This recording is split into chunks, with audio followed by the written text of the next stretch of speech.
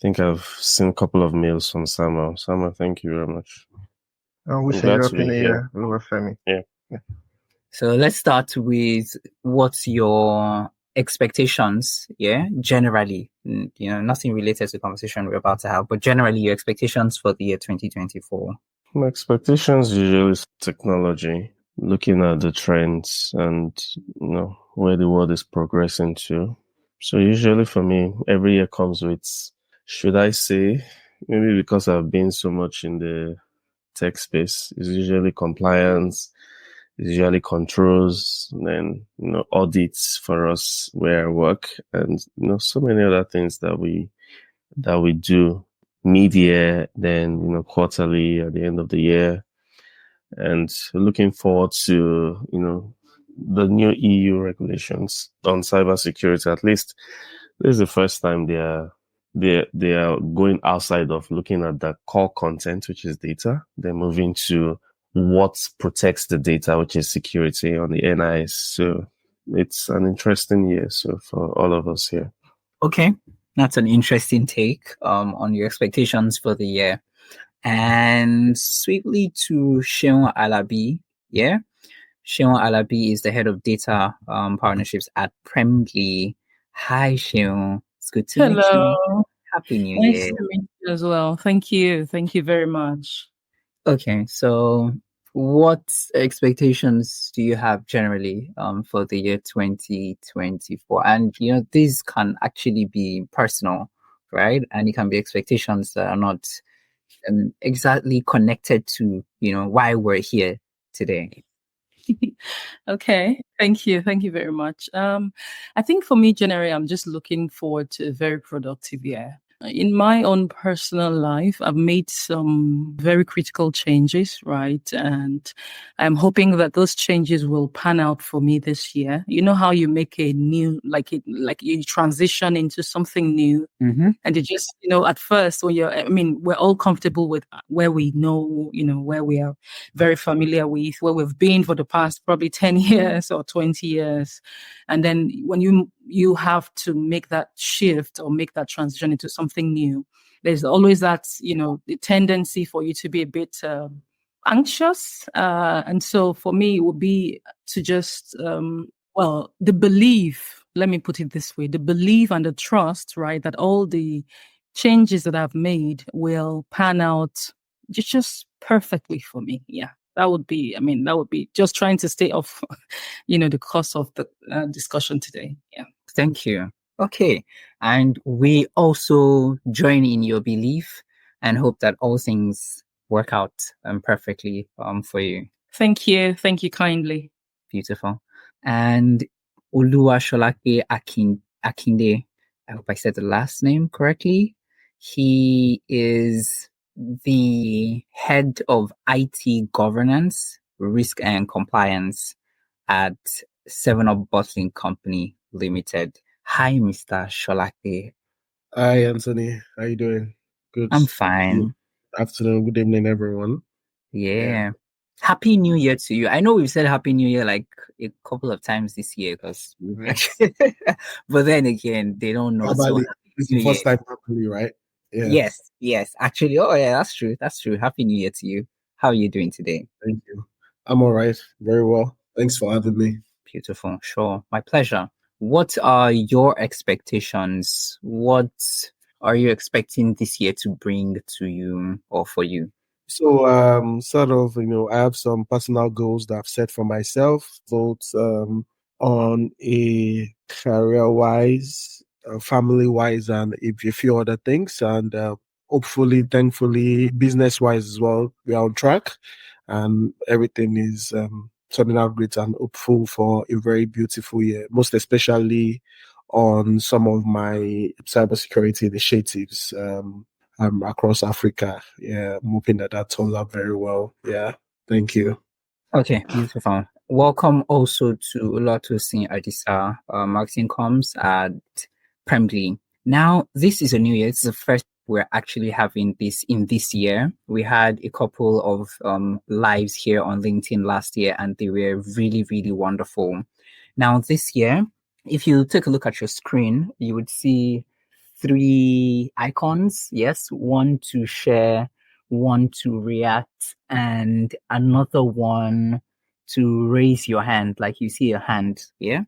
So if you at any point in time have a comment to make, or when we call for questions and whatnot, you can use that raising of your hand. Yeah, just click on it and we'll see it and we'll bring you up the stage and you can have a conversation, with us. Join, in the conversation. You can make comments, ask questions.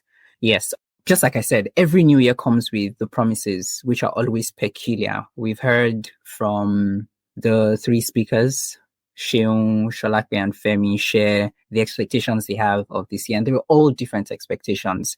And they're hoping that their expectations, become fruitful at the end of the year.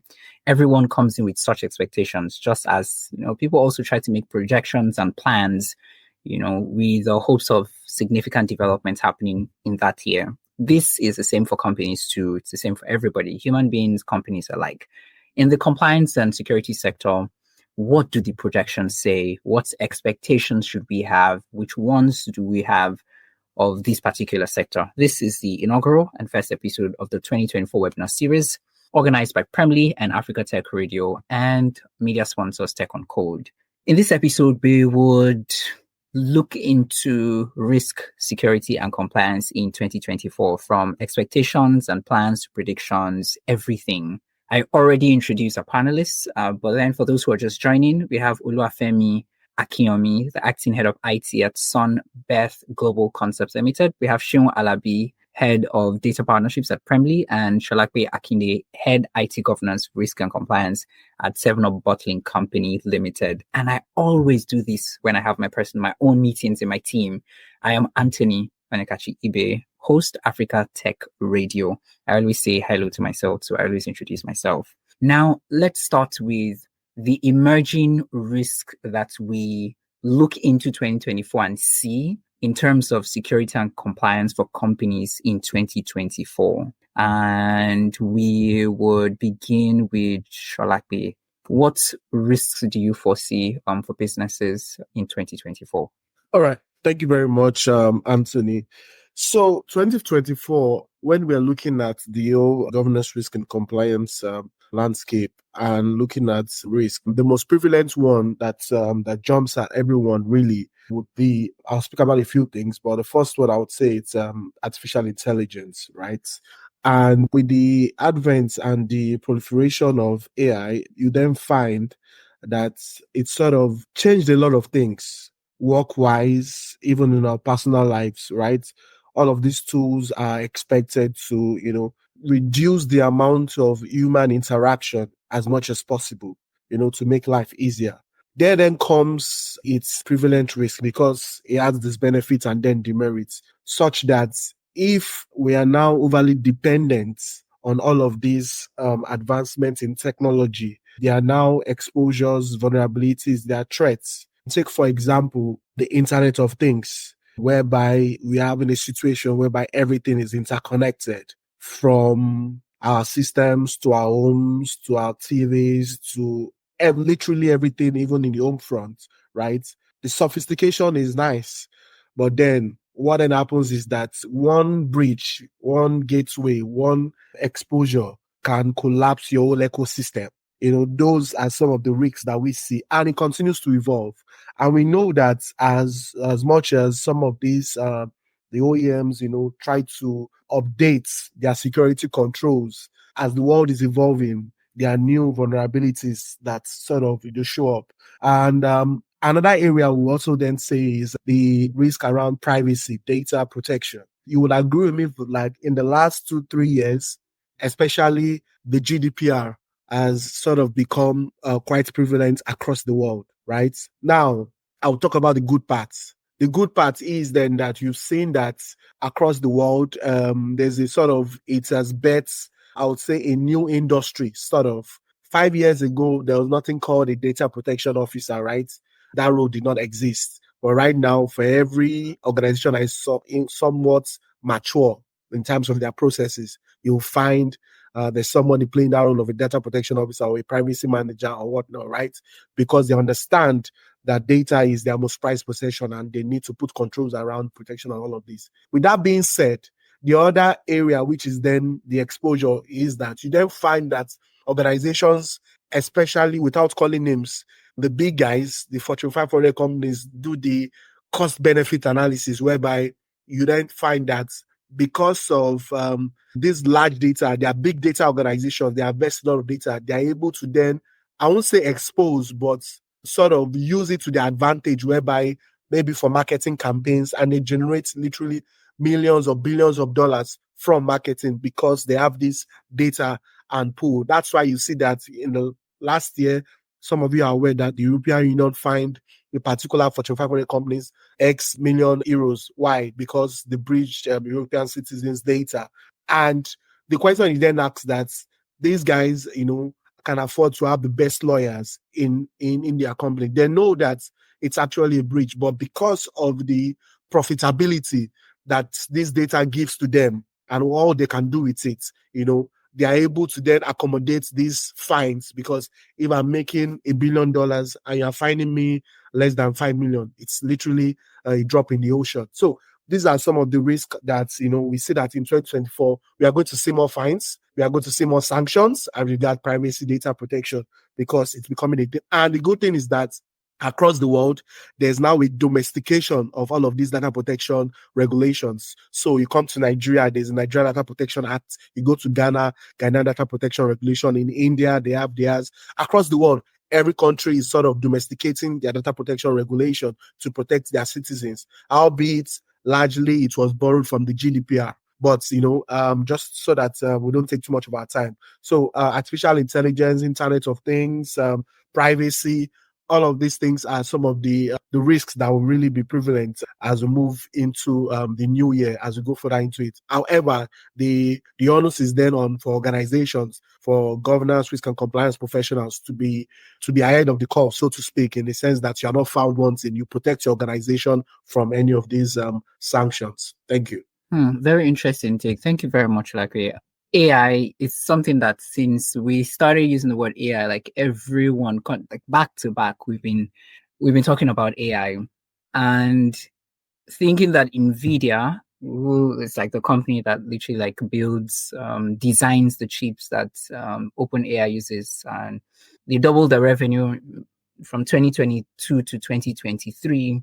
And now a lot of persons are talking about using AI to, replace humans, or using AI to cut costs. They're talking about that in the UK now.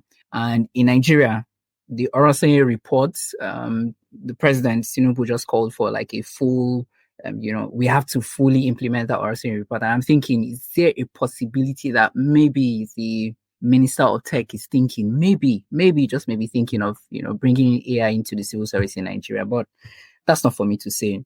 Privacy also very, very important. But Seun, do you agree with some of the risks that Sholape has identified? Do you also want to share some more insights into what you think the risks will be for businesses in 2024 in terms of security? Oh, yeah, most definitely. And thank you, Sholape, for very apt points that you have highlighted there. So, I completely agree with the AI issue. Since AI has come, everybody literally is talking about it. And I know that one or two of us at almost every point or the other in our daily activities, we are really, really reliant on AI as it is. And so, yeah. The advent of AI, and there are now different types. There are generative AIs. There are AIs that can change text to word, change words to pictures. Do words to videos.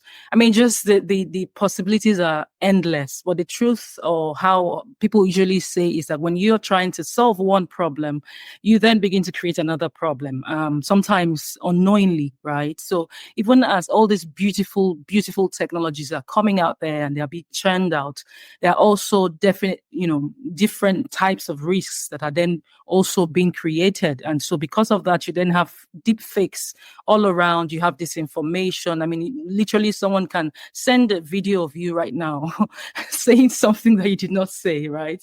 And the time it even takes, for you to try to fix that misunderstanding or misinformation. Imagine that just as an individual, and then imagine that as a company. And then every now and again, we also begin to have a massive, evolvement, I would say evolution rather, of cyber threats. I mean, phishing attacks, everything is just increasing. And if you're not careful as a business, you're going to run into serious issues. A very, very key one that I would be talking about would be supply chain. I, for one, have also witnessed this. So because I work in data partnerships, we have reasons to rely on government data. Sometimes we rely on private infrastructure data, and a lot of the things that customers always say in the middle of this, in the middle of this whole transaction, is to want to find out from you, are you connected to the direct data source? Because they don't want you to be connected to a third party who's connected to a third party who's connected to a third party.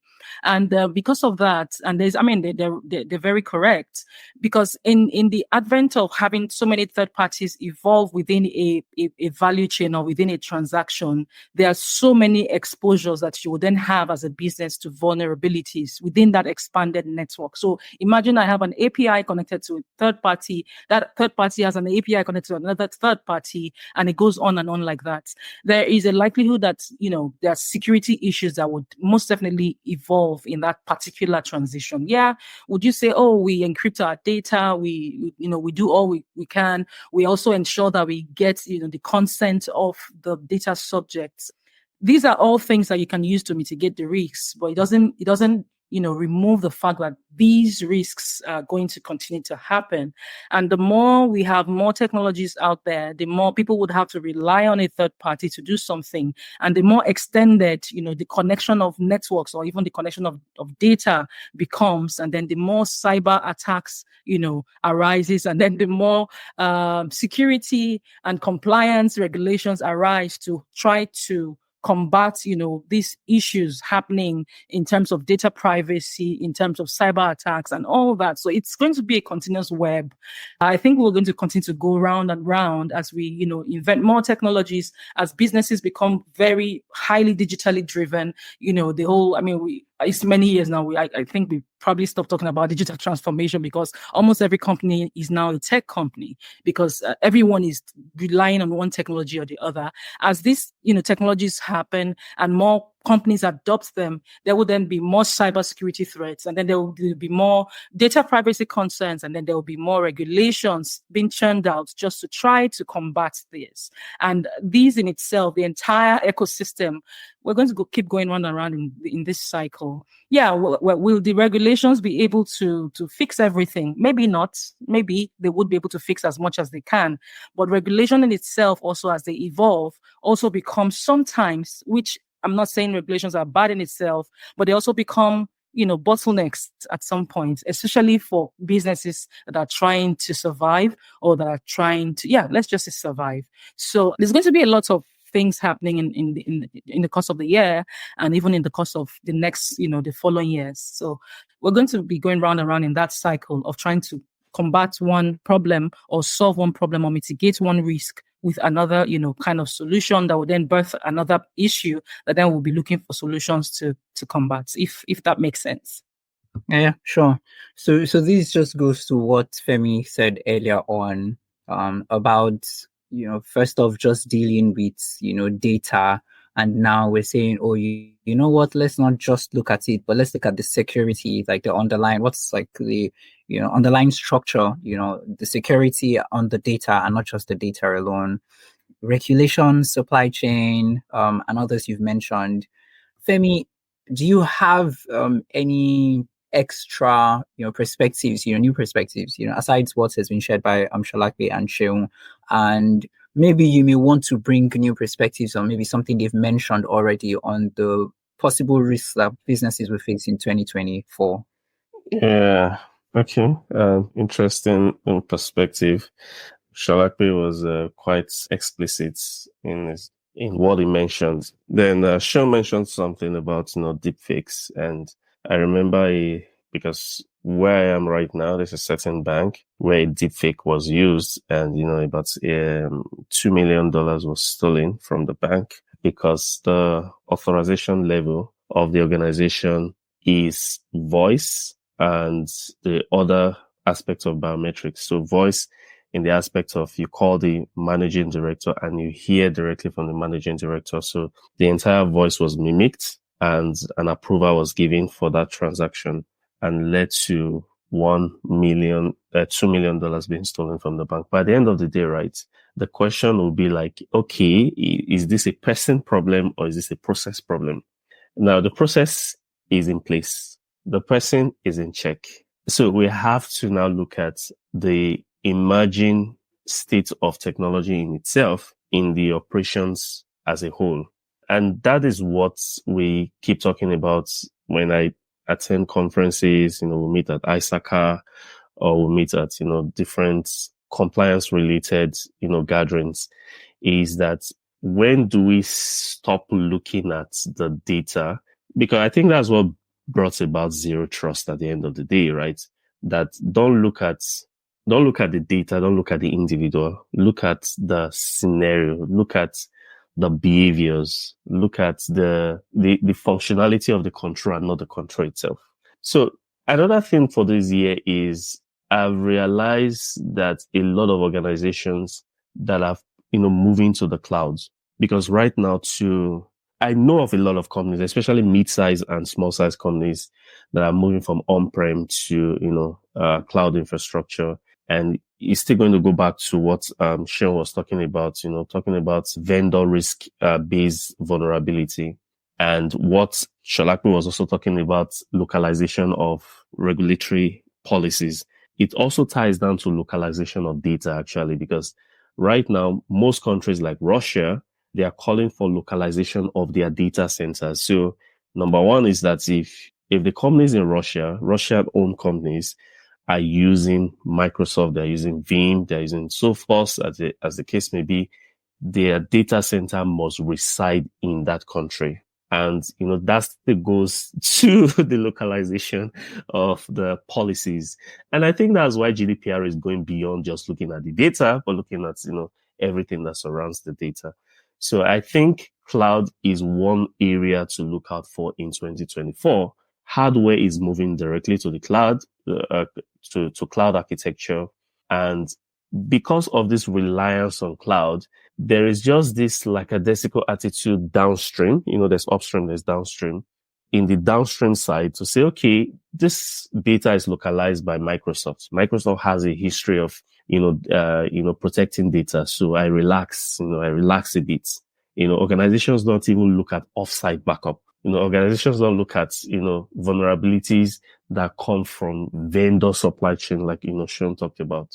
So I think for me, aside artificial intelligence, which is birthing the likes of the co-pilots, the deepfakes, and, the generative algorithms, I would be looking at localization of data and cloud infrastructure. So I think that's just what I'm going to contribute. Thanks. Thank you very much. Now a follow-up to what you've just spoken about would be the role that having standards, cybersecurity standards and framework has to play in helping organizations navigate this landscape of risk and compliance that's evolving and ever-changing. You just give an example of whether that is a process or if it's a person problem. I don't know if I have an answer to that, but what kind of what would the role of the standards and frameworks in terms of cybersecurity standards and frameworks play in helping organizations walk through these challenges and these risks? Yeah, so it is quite important that when we mention standards and we mention frameworks, we always cascade it to what framework are you using. So, for example, you could be using ITIL, you could be using COBIT, you could be using NIST, you could be using ISO, you could be using, any other framework, guidelines, GDPR, HIPAA, PIPEDA, and all of that. So let me not speak about the framework. There's one thing that, there's an audit that we did myself and someone, did an audit on a business. And we realized that one of the major issue we realized from that business and every business in that line is that the controls, the security measures does not align with the business objective.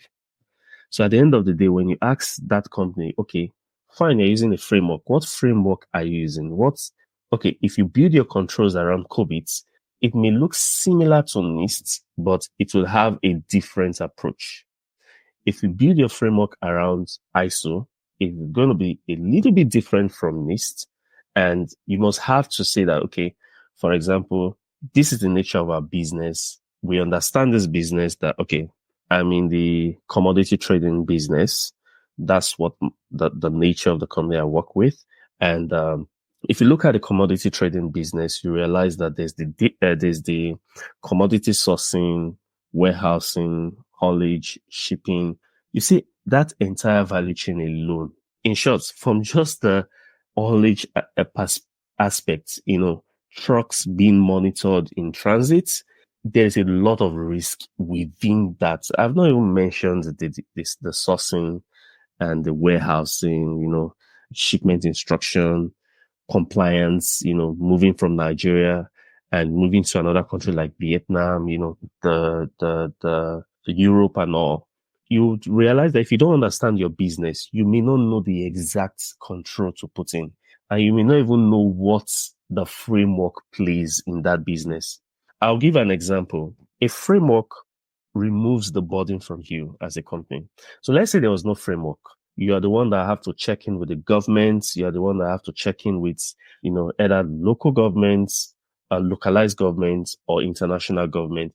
Now, what the frameworks have done is that they've consolidated all of these things and they've put it in one place. So all you need to do is to do a reference model. It's similar to in network security, we'll say TCP/IP is a reference model, something like that. So you have to build according to that reference model. So when they ask you, what is your control measure based on? What are you controlling? Who is responsible for that? How many times do you do, control assessment? How many times do you do IT audits? You'll be able to say, okay, this is the compliance document based on XYZ framework. This is the audit reports based on XYZ framework.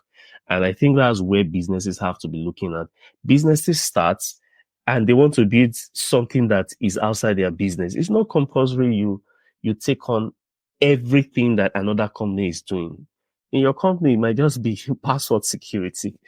And you may not need to look at, AI, big data and some other things.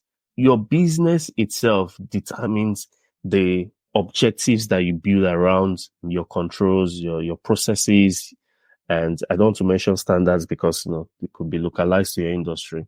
So I think this would be how I'm going to just explain the role of a framework in the business sector. If you don't understand the business, there's literally nothing you will do at the end of the day that would make sense. You just be spending money on controls, and controls are expensive.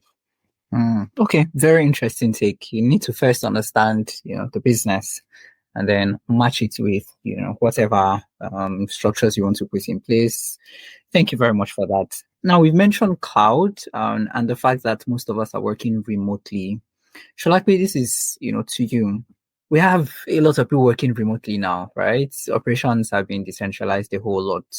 What are the most important and essential things that companies need to know and prepare for to ensure that the data being shared is secure and that it's the companies and the persons who work here are actually complying with regulations? And this is not just for internal, but both for those working internally and relations and interactions with those working outside the company. Okay, thank you. So pretty much we know that before the advent of the pandemic, remote work was something that was pretty much, not so much acceptable. It was frowned upon. But, with the advent of the pandemic, organizations across the world then realized that really work can be done, from outside of the physical brick and mortar office space with the premise and conditions that clear KPIs have been set, objectives have been measured, and so you don't need to be in the office physically, right? And organizations have then had to course correct and then be able to go with the flow, so to speak. With that being said, for organizations, across the world, that have sort of then adopted, you then find that since the advent of the pandemic, a lot of organizations have not gone back to full-time physical working. Most are doing hybrid right now, or some have not even gone back physically, and everybody pretty much works from home. Maybe you come to the office, maybe there's something to be done, and all of that. So my point then is that pretty much when we're looking at security controls around the remote work, the most obvious one there, we're talking about VPN, right? Virtual private network. What kind of VPN does the organization have in place to ensure that you are working remotely, however, you are logging in from a secure network? We are still able to protect the confidentiality of our data such that at rest in transit, our data is properly encrypted. Cryptographic controls are not compromised. Aside that as well, you also then, what they say, there's no amount of technology, that you can procure, spend billions of dollars on technology. Humans are still the biggest, greatest form of risk, right? So you can never over conduct awareness.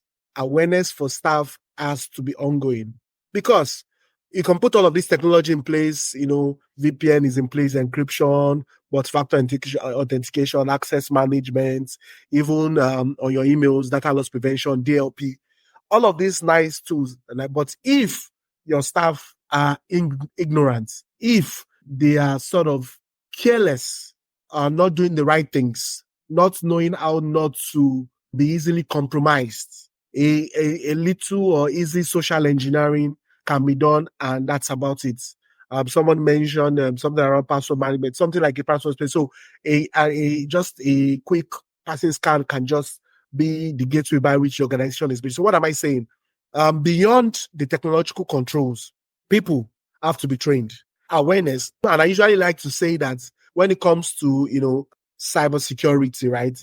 You have to make it as interesting as possible. You have to disabuse everybody's mind because typically when you hear cybersecurity, people just think, oh, IT guys, the technology people. No, everybody's involved.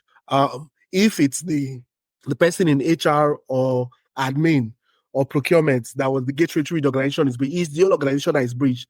Unless maybe they have some segregation on their network, that's the only maybe lifesaver. If not, the whole organization only like let loose. So that's just figuratively speaking. So to say that we must continually train our staff to understand that yes, you're not working from the office, but these are the do's and don'ts. These are sites you cannot visit. This how do we look out for phishing mails? How do we ensure that we are not easily compromised? So those little things here and there will sort of help us. And we also then realize that because we are working remotely, the supervision is somewhat limited. But however, there are vendors, third parties that have invested in building some solutions and applications that can be used to monitor what is being done. In the sense that because of the advent, like I mentioned, for privacy and data protection, there is no excuse or there's no justification for negligence. So you want to ensure that even if your staff is careless, we'll still put an additional level of control to ensure that even if you try to be funny, we'll still be able to spot it, catch you. So it's simple DLP solution such that once a document is classified confidential, you cannot send it out of the office, also by mail, unless approval is sought. It will tell you flag like contact admin, something like that. So something as basic as that. So even if somebody is maybe negatively inclined, you can still try to put controls to stop it. A simple blocking of the ports, USB ports on the laptops. Those are little controls here and there to watch out. We are not there physically, but we are still able to monitor what is being done. All right. While we are not trying to encourage micromanagement, the organization is also very careful that the data of the organization is their most prized possession. So they have to put controls around what is being done with those data, how you collect them, what you do with them, how you store them. because whatever happens, like I said before, the organization will then be found wanting. It's not the staff that will be maybe sanctioned or whatnot. So it's important that all of it. So it's a combined approach, not just one thing. So technology is in place, awareness is in place, tools are deployed, and ensure as often as you can, increase the awareness monthly, quarterly, as the case may be, and make it as creative as possible, make it as enjoyable. Do not let them see it as a vague or technical concept. They need to understand that I have a role to play and I have to be responsible for what I use and how I expose organizational data such that the organization is not easily breached. So that's what I would say. Thank you. Thank you very much, Sholape, for that. If at any point in time, Femi, Seun, or Sholape, you have thoughts, to other comments or thoughts on, what any of the speakers have already said, you can, just put on your mic and share. Everyone, welcome again to, this LinkedIn Live, and we're looking at the risk, security, and compliance in terms of what to expect, expectations for the year 2024. And we've mentioned supply chain. Femi has mentioned it, Sholape has mentioned it, and Seun shared it as one of the areas we should look in in terms of risks for the year. Seun, what measures, what can be done, what can organizations do to ensure that security is improved when we talk about supply chain risk management? Because we know that we're dealing with partners, vendors, extended network of persons outside the company. So thank you very much. I think the most important one is that there has to be a thorough due diligence on vendors when they are being engaged. I mean, literally have to go through, in my unit, for example, when we are trying to onboard new partners, we go through, I mean, sometimes you would find those processes quite strenuous, right? You would answer questions upon questions, you will fill forms, you will describe every single detail of what you're doing. First, to ensure that, the privacy of people's data are well accounted for, to be sure that these data are handled responsibly, that the company has accountability, that, this information are not just shared anyhow with, other third parties. I mean, we go through rigorous due diligence processes, and then it's even more stringent, right, when you are dealing with an international organization. And I mean, linking this to what Femi had mentioned about localizing data within every country. I mean, one of the things that having domiciled data centers within the countries do for your increasing the amount of data center that you have in the country, one of the things that it does for you is to ensure that most of, for example, Nigeria data is stored locally in, Nigerian data centers and all that. However, there are companies like, there are companies who deal internationally who need to, at some point or the other, actually access, information from other countries. And so even you find that what happens with those kind of transactions is that there's so much more required of them in terms of due diligence. I mean, they carry out risk and impact assessments. They want to know which countries, you will or you might be sharing your data or sharing their data over, or which countries you will be accessing their data from. And they want to know what kind of consent, what kind of legal basis you have to even make requests for those kind of information in the first place. So, I mean, you're going to be showing them a lot of information about why you are accessing this data, is it an entity that wants to make use of it? Is it a business entity or is it an individual? Are you able to provide the consent information whenever or during an audit process? How long are you going to be keeping this data for? I mean, so it's just an extensive process that is required. And it's even more important, especially when you might not be the only two recipients of this information. If, for example, like I mentioned before, another company would also be having access to it. So basically, you have to go through thorough due diligence with serious security and compliance practices for your vendors before you enter into partnerships with them. And of course, you have to have agreements in place that securely protects, the interests of the data subjects, of the business itself, and also just basically touching every point that you feel is very relevant in that whole conversation. Of course, there should be, if possible, you should have monitors in place. So, for example, there was one of these times when we had a vendor reach out to us to say, these, you need to check these, and these. We need you to check this, and this within your processes. For us, you have to have this level of security in place before we can go ahead, right? And so sometimes when they ask you, for example, for are you ISO certified, or do you have your SOC certification in place? And even if you're still going through an audit process, for example, for that year, they want to know when will that audit process be completed. So, just basically having monitoring tools in place, having security checks and audit processes in place, and conducting a thorough process of understanding who your business is, knowing your businesses, know your business, not just know your customer now, but know your business before you enter into any kind of partnerships is very critical. Yes, reiterating that point, knowing your business, and then you need to do a lot of background work and check in terms of whoever you're dealing with outside, the organization. Now, Femi, data privacy, this is one of the things you mentioned, when we started this, conversation. We know now that globally we have an increased, scrutiny in terms of what you're doing with everyone's data, and regulations like the GDPR, everyone is beginning to either, adopt, implement, or, find a way to just adapt it into, their regulations. What kind of challenges, in terms of the major challenges that, organizations may face, in complying with regulations that have to do with data privacy, and also, ensuring that, they themselves to, maintain data privacy? Oh, okay. It's quite interesting when, we talk about data from the perspective of, data classification. And, it goes back to how I was explaining where businesses don't have a data hierarchy.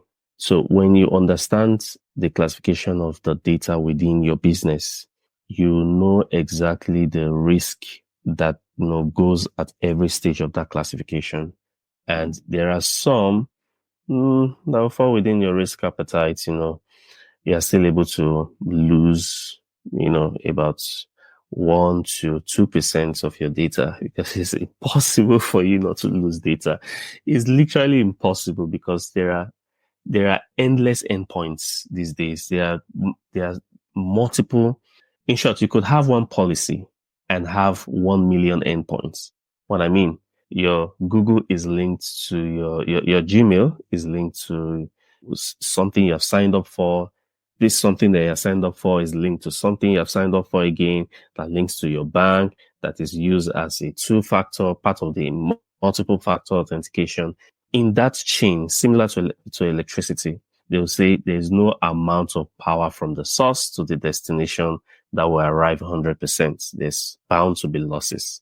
But what you would do as an organization is that, number one, where are the losses happening? When you classify your data, highly sensitive, classified, public data, then you look at where the major losses would be.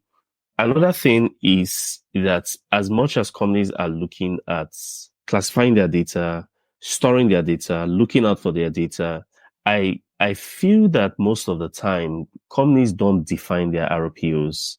That's your restore point objectives. Now, the maximum in the industry says that, okay, your restore point objectives based on your data hierarchy is between 3 to 12 hours.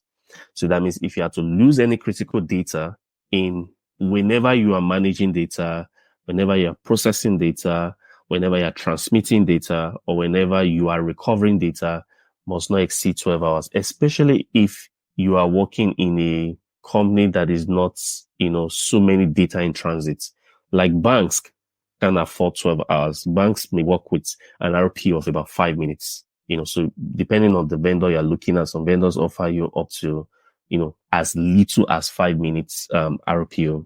So the challenge of data in any organization still goes by when people tell me data, my brain opens up. Like, it's like I'm seeing another dimension when you call data to me. And it goes beyond just PII. The very good point that she mentioned is then that, so they have come to your organization, they have audited you, and now they have submitted the report to the regulatory authority. What next? Now, I'm not trying to fault the regulator, right? Because, they are pretty much just starting and maybe they are sort of limited in terms of human resources. So there's only so much they can do. But I want us to grow to the point whereby a report is submitted. They actually look at those reports, maturity level. This is where you are. This is what you can do better. When we come back next year, we want to be sure that you are growing. But what it's obtainable right now is that they're just these PCOs audit your organization, submit the report for you, and pretty much everybody moves on. And next year we do the same thing. So you don't even know which organization is maturing. Are they still on the same level or are they even regressing? So it's important that such that we can then see maturity of the whole data protection privacy ecosystem over the years. That's one.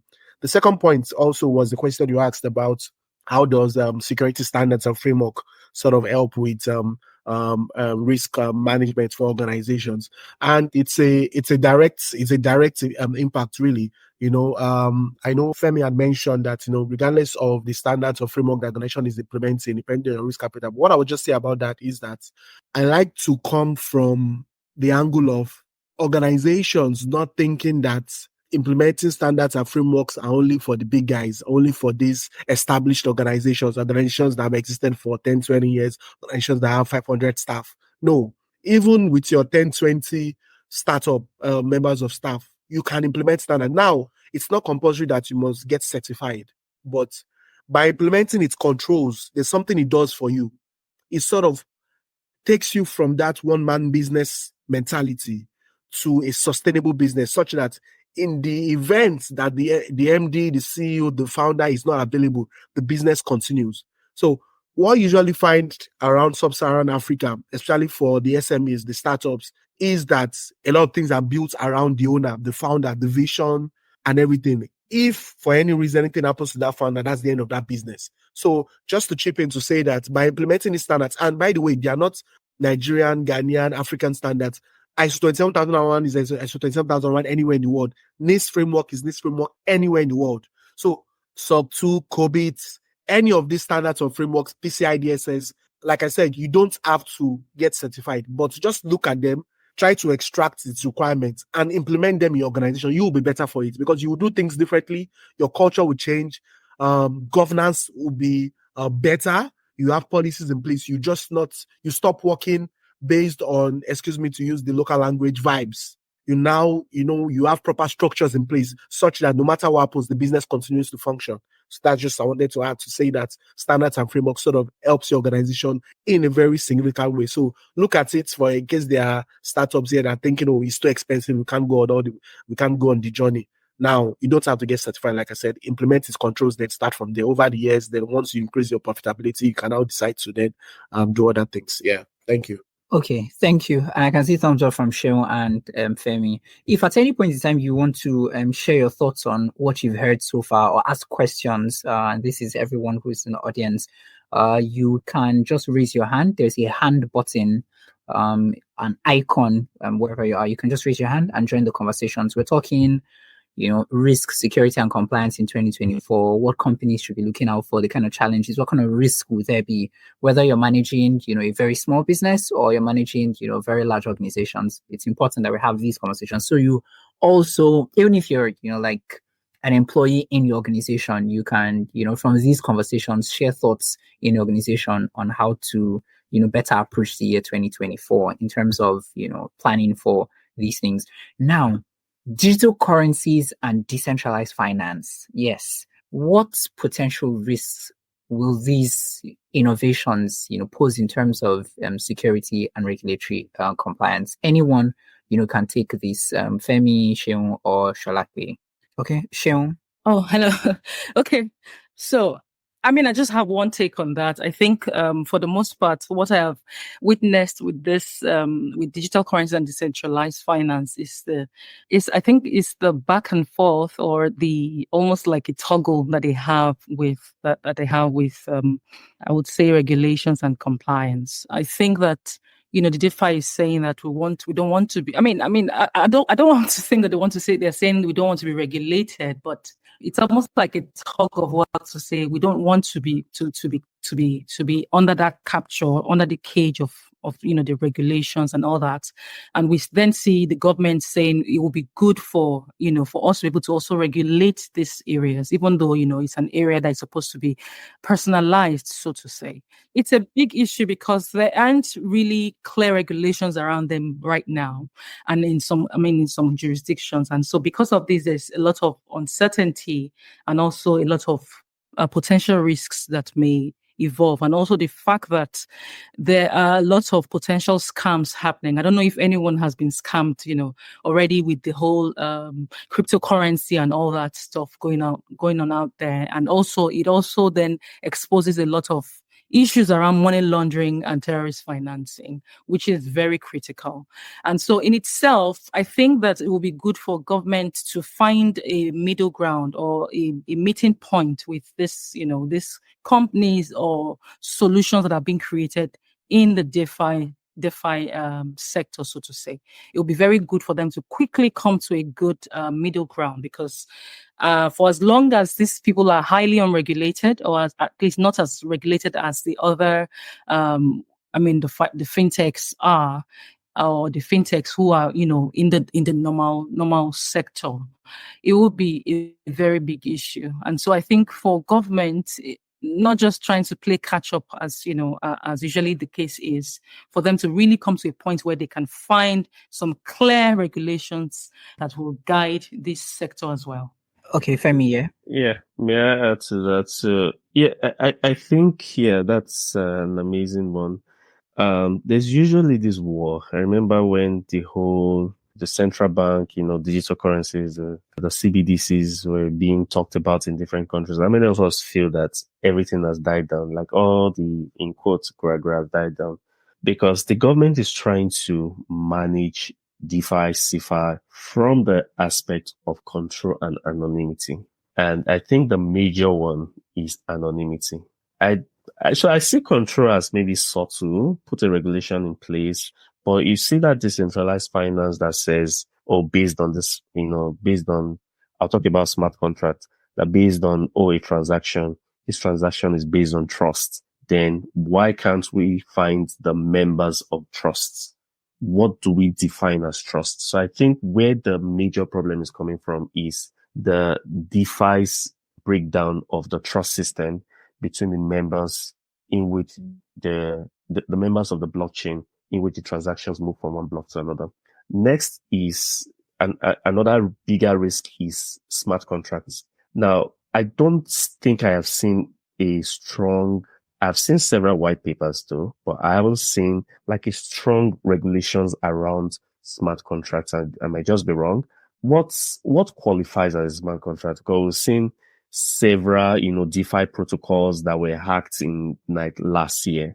And that's because of the weak smart contracts that, they are built on. It's like people just mention blockchain. And when there's an attack on blockchain, because of that trust I was talking about, that anonymity, it's difficult for even the DeFi themselves to say that this is what happened to us, because you don't know what happened to you, because it might just be coming from the, when we talk about change management in, control process, we always talk about what is the language upon which you code your infrastructure. So smart contracts, we need to revisit smart contract based on, exploits. And you see that most of the countries that are against Bitcoin are not against the idea of Bitcoin, but they are against the mining process of Bitcoin. So another thing is, so I know when we talk about DeFi, there's no how we'll not mention, Bitcoin. But usually maybe if your question had been blockchain generally, maybe I would have spoken from a different angle. So you see, cryptocurrencies generally are mined using excessive power that some countries don't have, powers that some countries are managing based on the resources in which they use in generation. So that is another concern too for the DeFi industry. So I've mentioned the smart contract, the challenges of mining, the proof of work, especially for smart contracts as well. There are vulnerabilities when we don't look at the proof of work very well. And, every other thing is just systemic. Regulation or no regulation, when the government comes in, the role of the government is to tell you that you're not powerful more than them. And you see Mark Zuckerberg being called into panels and grilled. And number one is, it's not really the data per se. It's to tell you that, we are still the government, either you like it or not. So the big guys in the industry, when it comes to cryptocurrencies and DeFi, they still need to come down and find a common ground with the government. And the government's position always will be remove anonymity, which they will not want to agree.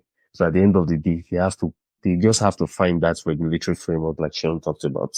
Yeah, that's it from my end. Okay. And Sholape, what do you think? So I'm not sure I'm the best way because this is outside of my domain. But yes, just to chip in, I think Femi and Seun, they've done justice to this question. But just to add is to say that yes, the final point around anonymity, and that's what the crypto world thrives upon, the fact that we can, do stuff in dark web, untraceable, and then we have, maybe I wouldn't say they are not under any control somewhat, and that's a problem for every country, right? Seun mentioned, I think Femi mentioned where he said in the US, you see that there's always sanctions for Binance. I don't know how many of us are following the news, but 2 Binance executives were in Nigeria yesterday and they were arrested because the Central Bank of Nigeria is also lost.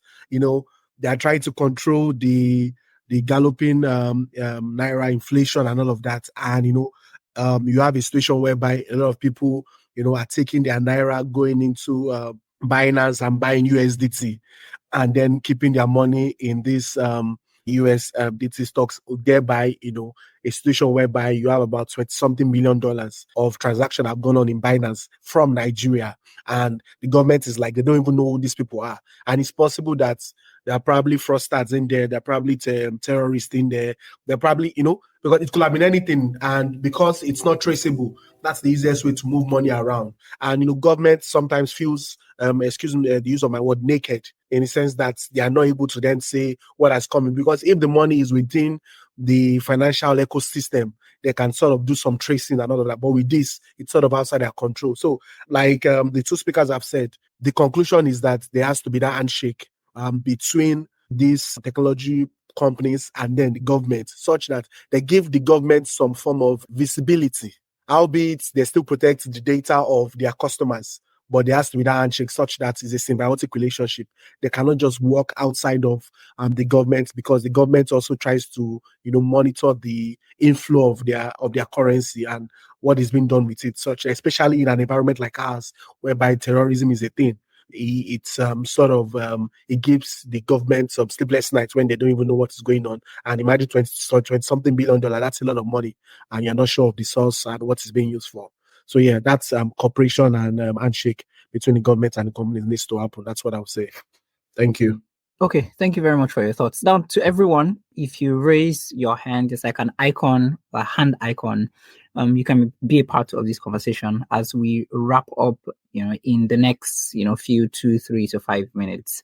If you have any thoughts, comments on anything that has been talked about before, clarifications too, really important. If you need to clarify something that has been said here, please just indicate by putting up your hand, and we're going to bring you up the stage so you can share your thoughts in the conversation. Now, as we wrap up here, what are your final thoughts, in terms of summary of the kind of risks that businesses should look forward to, in 2024, expect, plan to combat, and how can businesses, organizations build that culture, where everyone, employee, employer, is like proactive, in risk awareness and, compliance, and everyone can, take, go at it. Femi, Sholape, and Seun. So your final thoughts about the conversations we've been having, and then building that culture in an organization. So maybe I should take that first. So I'll start from the governance structure within organizations. There is this thing where there isn't a synergy. I remember Sholape saying something about, he mentioned something very important, which I always emphasize in my organization, is that whatever you are doing, and if it cannot be understood, it's just like cybersecurity. If you cannot explain cybersecurity, if you cannot make it engaging, if you cannot make it something that it goes beyond audits. What is audits? Audits could be anything. Cybersecurity could be anything. Threats could be anything. So if you really want the entire business structure to flow in one direction, then you must ensure that all stakeholders are carried along. Either whatever is, there are organizations whereby there is a change management process that happens and was not communicated. This is very, very this is very common where, there's a change management that happens and, there was no communication. Then something happens and be like, oh, so it has been changed. Then like two departments or like two HODs are just looking at it and say, when did that happen? They have no idea. And there are also risks to businesses that is outside of our control. Which company could have thought, which Russian company or any company outside would have thought that, okay, me having a business in Ukraine is a viable business. I see the market in, Ukraine is an amazing market. I feel that I would do well in that market. And they go to that country. And within that same year, the one in Ukraine entered 2 years last year, right? So it's to be entering 3 years this year. No company would have thought about it that anything like war will come to them. This is not even cyber threats. This is just the country being the country. So there are businesses that would be affected not from internal risk, but from just the volatility of the economy. And this volatility come by inflation. Inflation leads to, consumer choice behavior. Then, people start biting people. The companies that you depend on inputs in Nigeria, they say, oh, this FX is affecting me. I'm moving to Ghana. It increases your cost of, input purchase. Several things can happen within 1 year. And it's crazy. Like you can wake up tomorrow and something changes entirely. But in the spirit of talking about what we can control is why we talk about the risk within our risk appetites. What can we see and control? How is your cloud architecture structure that you're using? Infrastructure as a service, are you using platform as a service? Are you using, you must define it. Then you must carry your people along and you guys must be on the cutting edge of innovation. There are some times whereby I go through regulations based on how they appear in courts. You realize that there are specific cases in the framework industry whereby when it gets to courts, based on jurisprudence, the case takes on a different light based on the conditions around that case.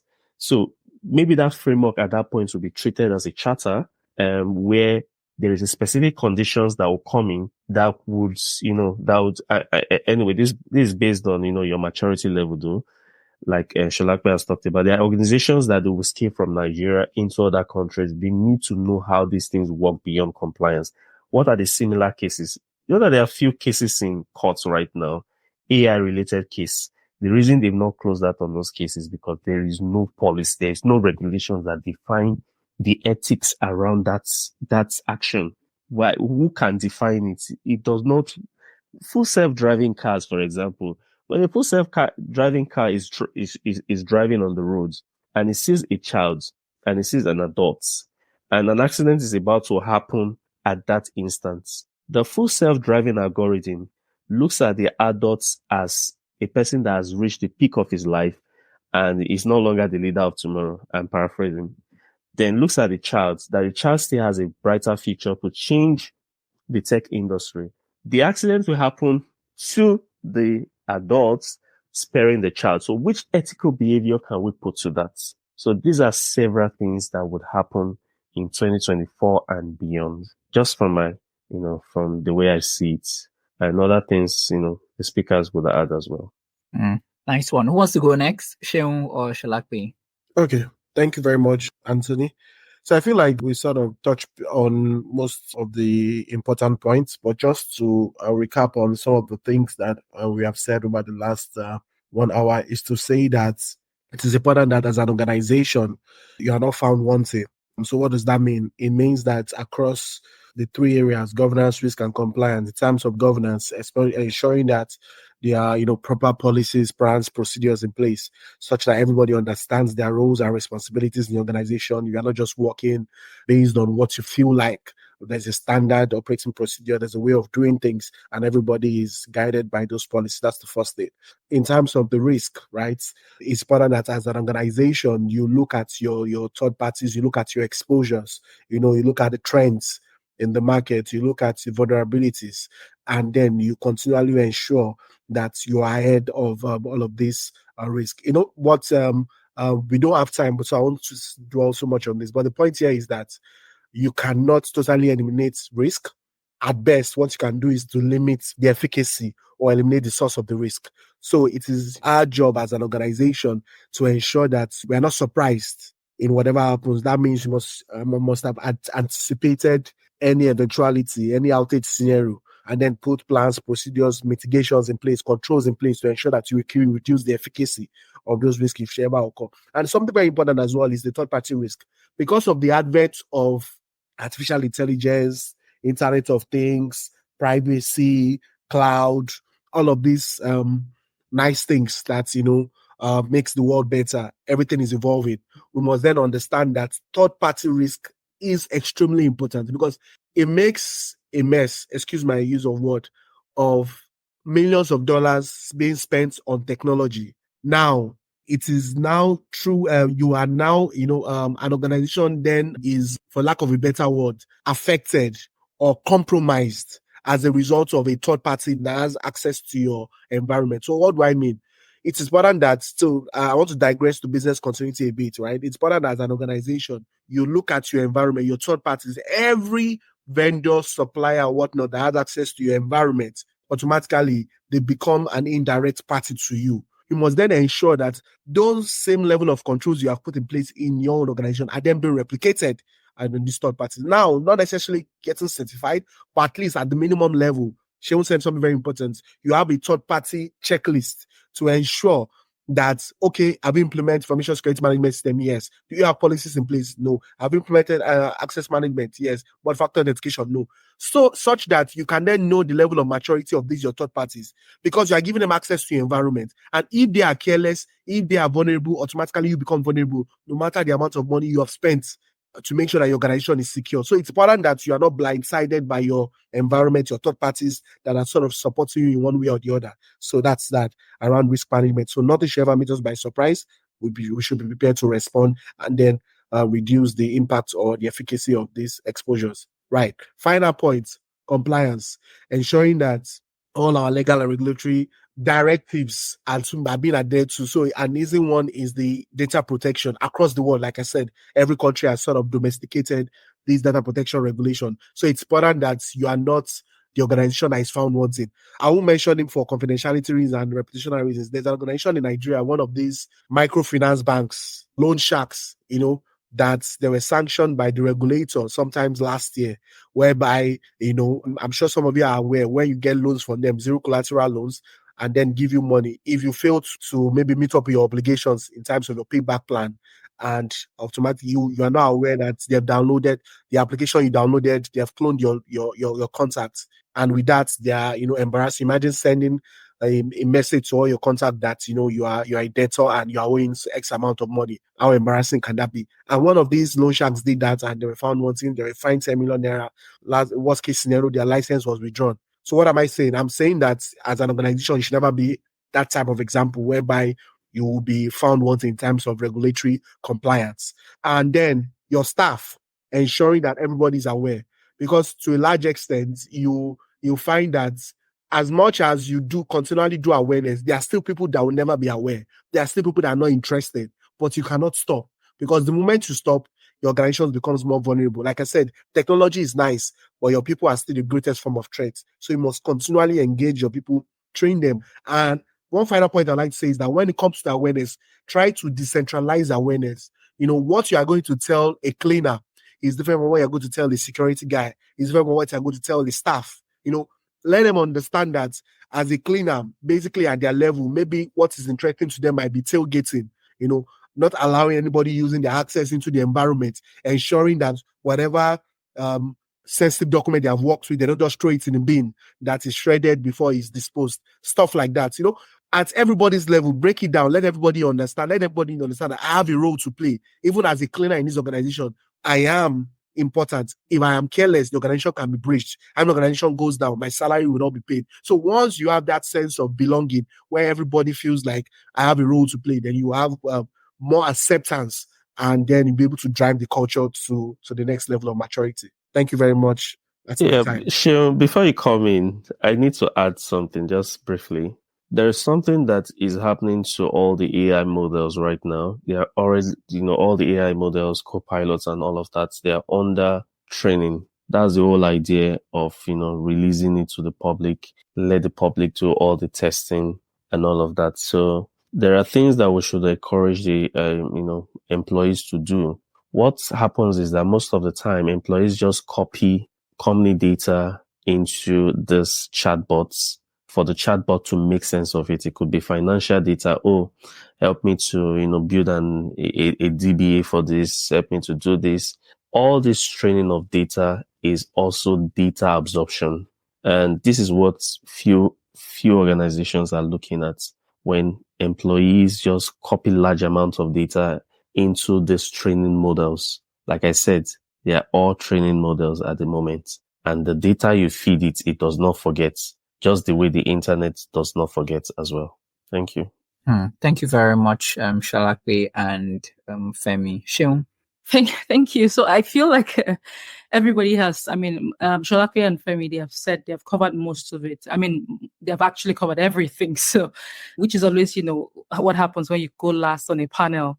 However, just to cap it up, I'm not probably saying anything new, but I think every organization wants to look critically at its people and also be able to understand what the impact of all the trends or all the expected happenings in the sector or in the industry, both locally and internationally, what impact it will have on the company itself, on the people of the company, and how they should react to it. Identify those risks and also identifying the mitigation should they happen. Sometimes we have to set up scenarios, and just come up with, if this happens to us as a company, what would be our reaction?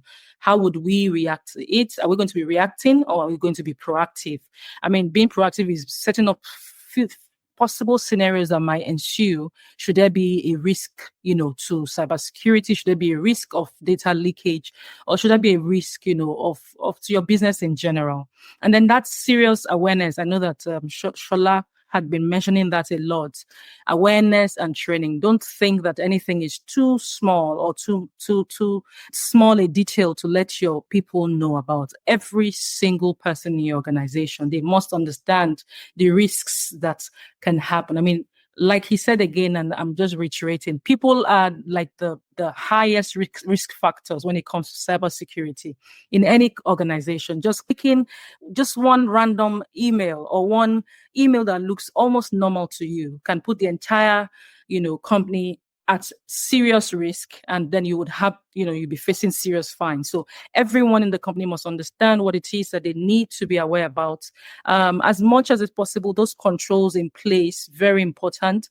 Let people have information or have access to information on a need-to-know basis. If they don't really have to know about it, then let it be that they don't have access to it, or they don't even have access to opening that kind of information. And I think very critical is to ensure that people do not use their personal laptops or personal phones on company information. I think it's very critical to separate those things, especially for people that work remotely. Let them have company phones, company laptops, within which, you can set up all the cybersecurity or all the security stuff that we usually set up within the information security team, such that even everything done on that those systems can actually be monitored and it will not interfere with the people's personal information. I mean, their own personal activities on the laptops. I think also very important, of course, is to take notes of the technology that are being used. Now everyone is digital. Most companies are digital. Very important to take note of the kind of technology you're plugging into. And very critical, thank you, Femi, for that. When you are testing new products or when you're testing new AIs, be very careful what you put on there. I mean, not just AI, internet just does not forget. I mean, there are things you delete that you thought you deleted will never go away. And then somehow somebody just pops it up and reminds you. I think Facebook does that a lot. It's very annoying when you see that, wow, but I deleted this thing. Why is it still there? It never goes away. And I mean, it's a question I want to ask. Why does it never go away? I mean, why? I mean, we're complaining about data being too much. I mean, too much data. And that's why we keep building new data centers every now and again. I mean, I know that there was a particular year when Wire, had a plan to institute, I mean, tens and 20s of data centers in Africa alone. If we are complaining that there's so much data, on the cloud, then why do we not allow some data to go away permanently, right?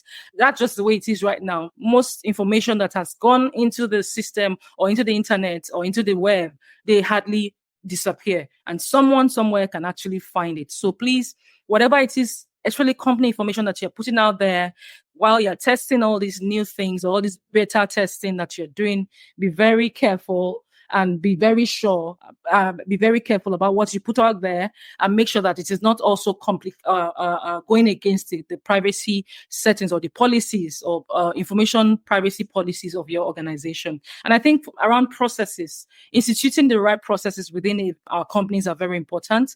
And like Sholape had also said, instituting these policies around the regulatory frameworks that has been set up in your locality and also global best practices. So, I mean, like he said, you don't necessarily have to have all certifications, but you can be compliant in a way that you have all the things that they are saying. For example, if you are a company that you're not really working in the GDPR zone, you can still use the GDPR, understand what it's saying and see how to be compliant with it, because you never know when your business might need to go into that area. And so even if you're not getting the certification right away, you want to at least set your policies in a way that they are compliant with most, globally accepted best practices out there. And then, of course, go for the certifications that you can is very important.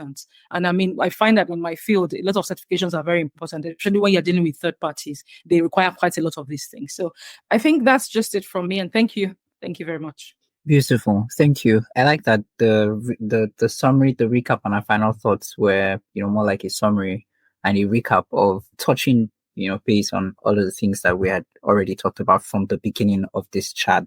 Risk, security, and compliance in 2024, expectations and predictions for you and for your business. Thank you very much to the acting head of IT, Sunbeth Global Concepts Limited, Oluwafemi Akinyomi. Thank you to the head of data partnerships at Prembly, Seun Alabi, and the head IT governance, risk, and compliance, 7up Bottling Company Limited, Sholape Akinde.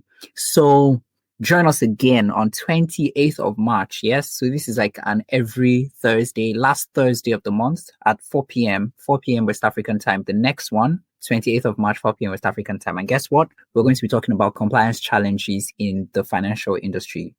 Finance, fintech, everything that has to do with money. And I know we're all concerned about anything that has to do with finance. Thanks to Prembly, thanks to Africa Tech Radio, and thanks to Tech on Code. Thank you to everyone who stayed back till now. Olatunde, Lilian, Ni, Mojisola, Olalekon, and Joseph, Muyolua. And thank you also to Samo and Tosin, TA, who's always, they're always here to ensure that everything goes well. So thank you very much. Seun, Femi, Sholape, you can switch on your mics. Thank you. Thank you very much. Thank you for having me. Thank you very much. Thank you. Thank you, everyone. Thank you. It's good to connect with you, Sholape. Likewise. Thank you. Take care. Yeah. Beautiful.